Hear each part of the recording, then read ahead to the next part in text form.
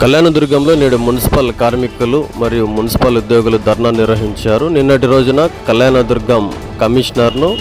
కళ్యాణదుర్గానికి చెందిన వైసీపీ నాయకుడు బికేహరి అతని అనుచరులు కమిషనర్ను దూషించి బెదిరించారంటూ ఈ సందర్భంగా వారు కళ్యాణదుర్గంలో నేడు ధర్నా నిర్వహించారు. అతనిపై కఠిన కేసులు నమోదు చేసి మున్సిపల్ కార్మికులు మరియు మున్సిపల్ అధికారులకు రక్షణగా నిలవాలని, పోలీసులు ఖచ్చితంగా తమకు న్యాయం చేయాలని మున్సిపల్ శాఖ ఆధ్వర్యంలో నేడు కళ్యాణదుర్గంలో ధర్నా నిర్వహించారు. స్థానిక టీ సర్కిల్లో మూకుమ్మడిగా ఏర్పడి నిరసనను వ్యక్తం చేశారు.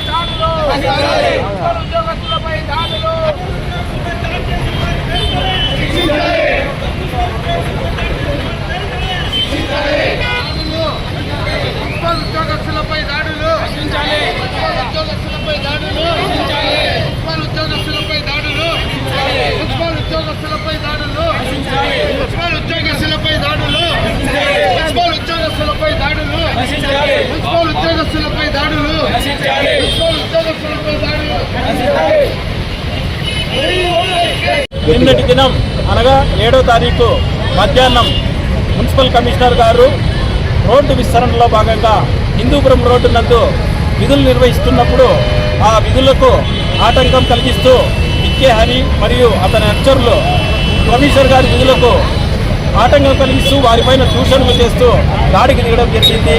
ఇటువంటి దాడులను ఏ పురపాలక సంఘ ఉద్యోగులైనట్టు కూడా భరించేది చాలా కష్టంగా అని చెప్పి మేము భావిస్తున్నాము. అందులోనూ మున్సిపల్ కమిషనర్ పైనే ఇటువంటి దాడులు జరిగితే మున్ముందు చిన్న ఉద్యోగస్తులైనటువంటి మాకు రక్షణ లేదని చెప్పి మేము భావిస్తున్నాము.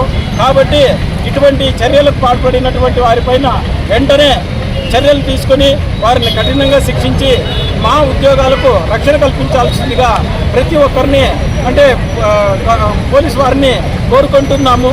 మున్సిపల్ ఉద్యోగ కార్మికుల సంఘం తరఫున మేము ఈ విషయాన్ని తెలియజేస్తున్నాం.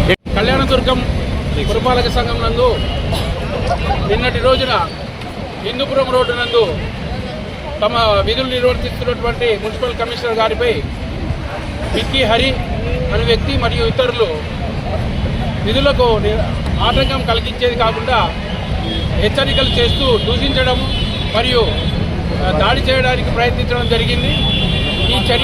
ఈ దుర్మార్గమైన చర్యను మున్సిపల్ ఉద్యోగస్తుల తరఫున మేము తీవ్రంగా ఖండిస్తున్నాం.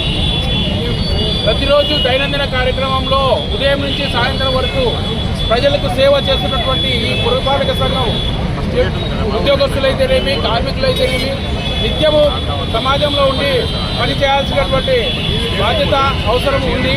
అలాంటి వ్యక్తులకు విధులకు ఆటంకం కలిగించడం అనేది ఎంతవరకు సబబని మేము ప్రశ్నిస్తున్నాము. నిత్యము ప్రజల్లో అందుబాటులో ఉండి సేవలు అందిస్తున్నటువంటి కార్మికులకు విధులకు ఆటంకం కలిగించడము తీవ్రమైన శోచనీయము. ఇలాంటి సంఘటనలు మున్ముందు పునరావృతం కాకోకుండా ఎవరైతే దాడికి పూనుకున్నారో వాళ్ళని వెంటనే అరెస్ట్ చేసి కఠినమైన చర్యలు తీసుకోవాల్సిందిగా కోరుతా ఉన్నాం.